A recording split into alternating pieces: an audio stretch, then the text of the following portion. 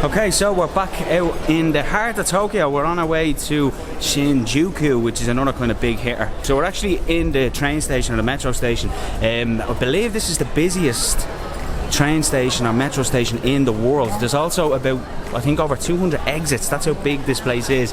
So it kind of connects Tokyo, kind of the heart of Tokyo, I guess you'd say. But Shinjuku itself is meant to be a big place for like nightlife and parties and things like that. So we want to sample a little bit of the Tokyo nightlife. We've heard good things about it, so we're interested to see exactly what it's like. We're going to go into a place now, and it's called Memory Lane. And we didn't know it would be this easy to find, but actually as soon as we're coming out of the station, it's just here to our left hand side. So it's basically like a really narrow lane. It's really famous here, and they have like tiny little pubs where you can go in and get drinks, and they also have like food places as well, so you can try some street foods. So yeah, we're just going to take a walk down it and just see what it's all about. Almighty Yokoka? So wrong. Memory lane will do. Excuse my Japanese, yeah. Memory lane in English. But this is it here. So tiny. So straight away, vending machines, of course. No surprise there. No surprise. Can you smell the smoke and the food? Cool.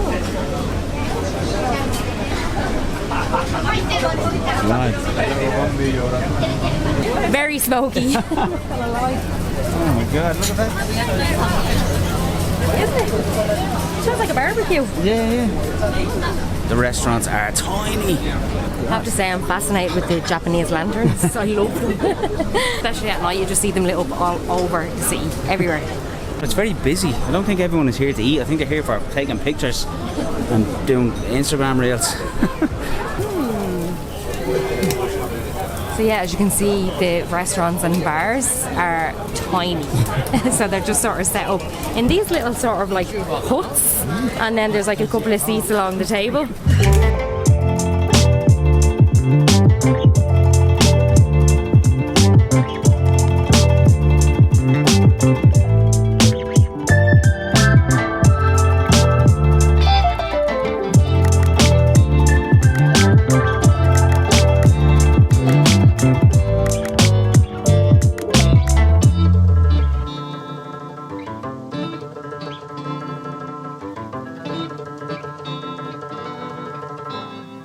Okay, so we're out of there now, and I'm not gonna lie, it was very, very crammed because it's such a tiny lane. So we just had to walk up it, but it's very smoky as well, so we actually had to get out of there quite quick. In terms of dining, I don't know if I'd like to eat in any of the restaurants there, because like it just seems like everyone's sitting on top of each other. But it's whatever you're into. I mean, it was just cool to walk down it and see it. The whole city is just one big advertisement. Everywhere you look is just these billboards. We're just selling, I don't even know what they are.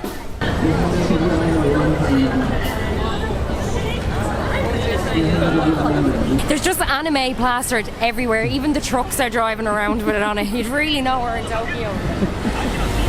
Anime, video games, arcades. And talking about arcades, we're actually going to go and try find one. Okay, so we've been just walking and we were wondering, there's a bit of a queue gathering outside, and we were like, what are they all looking at? And it's this, there's a girl in the window, and I think it's just a pub, and she's just like waving at everyone trying to get people in. She looks like like a robot. She looks like an anime cartoon. She's waving. Random is probably the one word I'd probably describe Tokyo with. Everywhere you look, you just see such bizarre stuff. Like there's a cinema down here at the end of the street. This street is actually a famous street. I don't know the name of it now, but it's fairly busy, and there's a lot of people kind of selling stuff or trying to get you into their bars or restaurant and stuff like that. But yeah, the cinema is down this end, and there's a big Godzilla on top of it, and he's looking down. So it's like as if you're walking around in this kind of weird fake world or something. Right, I found out the name of it. It's called Godzilla Road. Only in Tokyo. We just found a magic ramen bowl. I've never seen a city with so many lights. Honestly, everywhere we look, it's just all lit up. It's deadly. It's like we're walking around inside a video game. That's how I describe it. It actually reminds me a lot like Korea when we were in Seoul with all the lights and stuff. And then one thing we're noticing as well here, so in Tokyo, in Korea, there was all these photo booths everywhere that we were fascinated by. And in Tokyo and in Japan, everywhere we've seen it, there's like these karaoke stations. So you rent them out and they're all over the city. And supposedly they're around since the 70s. I don't know, it's cool though.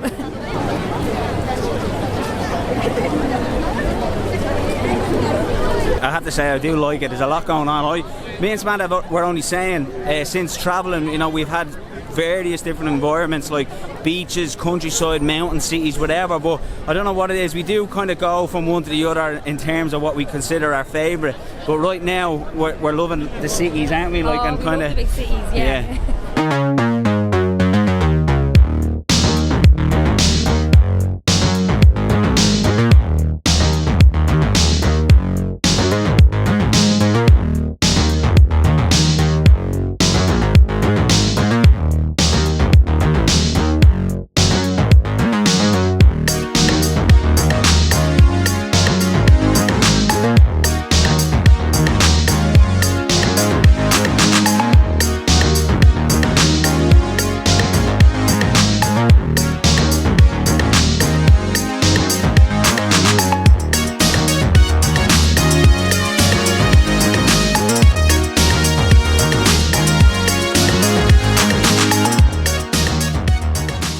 I have to be honest, I haven't seen as much rubbish in Japan as I have in Tokyo. It's obviously a capital city and a lot more people, so maintaining them sort of standards, because any other part of Japan has been absolutely spotless to the point where we actually can't believe it. But Tokyo is, I suppose, in that sense, is like any other capital city. There's going to be a lot more people and therefore a lot more sort of rubbish and stuff on the ground.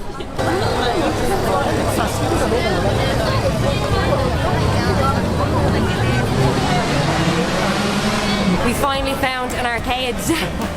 It's 6 floors. It's massive. Let's win some money. I think you have to do something to stop it. Oh, did I? What do I do? I don't know, press a button there.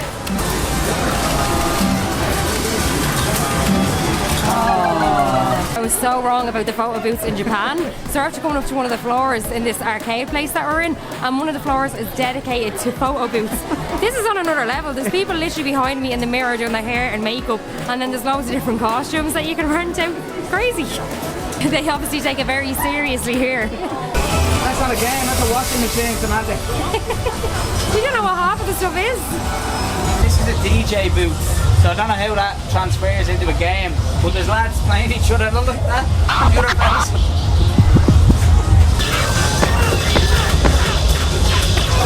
How does it work? I don't know how anything works. We're not real gamers. But we found a game that we know how to play. Vending machine.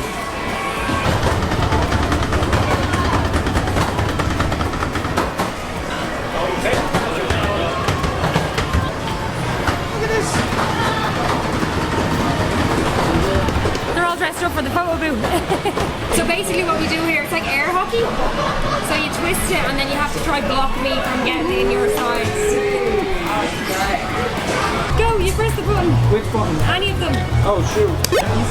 Oh my god. Ah, get in there. Oh, stop. It's the weirdest game of air hockey I've ever played. Oh. You got it. It's so weird.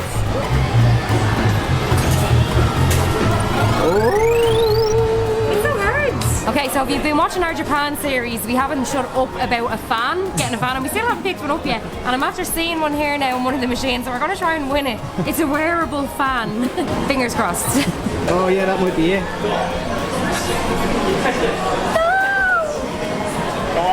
Oh, it was close. Very, very close. Right, so we might have a chance of winning this because it's egg-shaped. I don't know where that logic comes from, but we'll give it a go. I think they're sweets or jellies or something.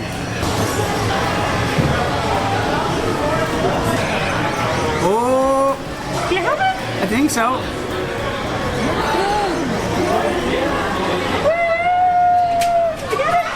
I don't know. Okay. What's that? It's after getting stuck here, isn't it?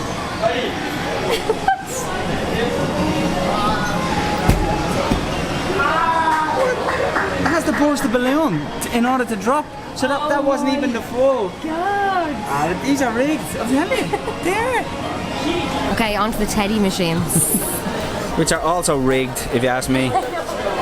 Watch, you grab it and then it will drop at the last minute. Come on. Oh, come on. Oh, that's totally around that. Come on. Please. See, you have it and it will drop. Right, I'm determined. I'm going to get this round 2. I have her flipped on her back. on her front. On her front. Still doesn't sound right, does it? Right, drop her.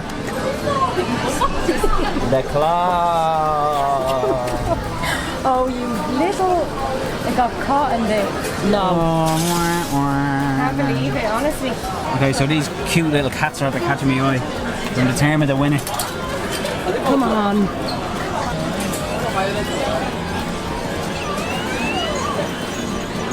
Oh, is it looking good? I don't know. The blue one? He just fell forward. I didn't even touch that, he just fell forward. Anyway, have more of my money machine. You robbing back. Well, we won absolutely zilch, nada, nothing. But I will say one thing, the amount of people in there taking that seriously is unreal. In some of the floors there's a little bit more money machines or something like that. It's people's lives, I'm telling you. People are mad into the machines up there. It's crazy, it is. And there's loads of them all over Tokyo as well. That's just one of them. And it was like 7 floors or something? 6 or 7 floors, yeah. They're huge. They're so intense. People are sitting there and they're just like geared into it like it's mad. They are quite fun. We went in for a bit of crack, yeah. They are quite fun, honestly. If you know what to spend and it's like you have your limit and that's it and you can walk out, well then they're fun. Okay, our battery died in our Lumix camera on the GoPro. So we're in an area called Golden Guy, which is similar to where we were earlier. Memory Lane, I think, was the other place. That was more food. Golden Guy is more like bars and pubs and stuff. They're actually, Izakaya, I think is how you say it. They're Japanese bars, basically. They're really, really small. You probably get about 3-4 people in them. They're bizarre. So anyway, there's an area here in Tokyo where we are, where they're all kind of together.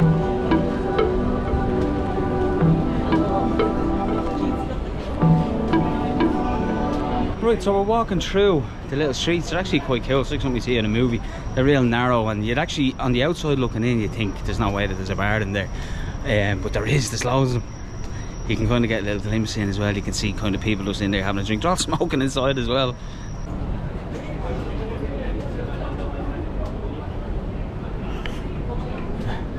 Almost all of them as well have a cover charge, and we were like, how do they have a cover charge? It's because the bar is so small that obviously they have to try and make as much money as they can. So essentially, by paying the cover charge, you're kind of renting the bar or the pub to yourself, because you'd be, if me and Samantha go in there, we'll be 50% of the capacity. So that's why they charge the cover charge.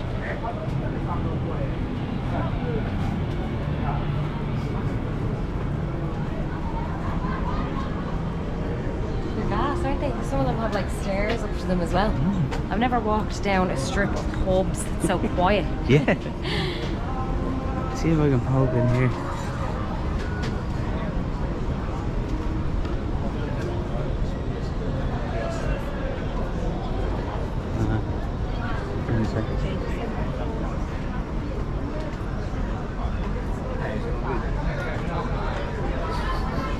Pretty cool. It is, isn't it? It's really cool. Like they're all connected by little alleyways and stuff. It's deadly.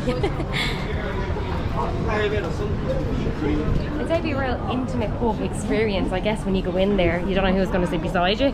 So I guess people would just chat, like, do you know what I mean? Which would be nice as well. So chat away to the owner, and then whoever else decides to come in and join for a drink. But it's gas, yeah.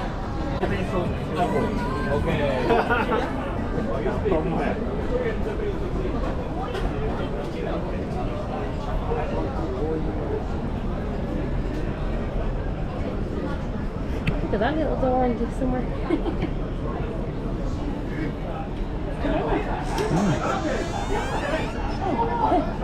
Yeah, that's a pub.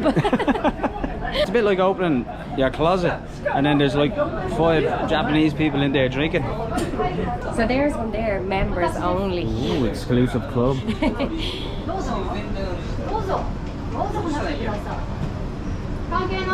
That chandelier and that one is nearly the size of the bar.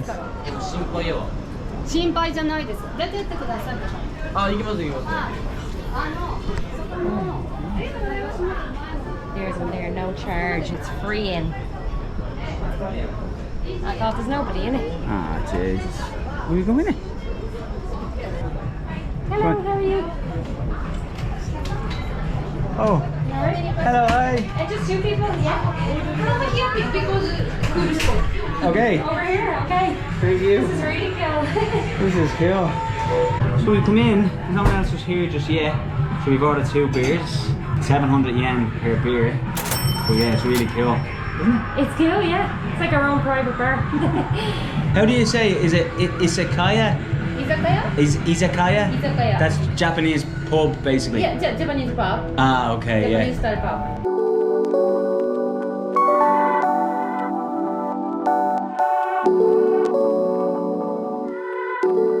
Okay, so very short but sweet stay in the Golden Guy area. The bar that we were in actually was really cool. The girl that owned it, she said sláinte to us, which is Irish for like kind of cheers. So she said she had some Irish regular customers, and she showed us these little shot glasses with Ireland on it and stuff like that. So that was interesting speaking to her. But we're in a rush to the Shinjuku metro station, because if you watch our first video, you'll know that the metro closes at 12 o'clock in Japan, and after that, forget about it. You've no way of getting home because taxis are so expensive. So we're in a rush to make the subway so we can go back to where our hotel is. Only the rich stay past midnight in Japan.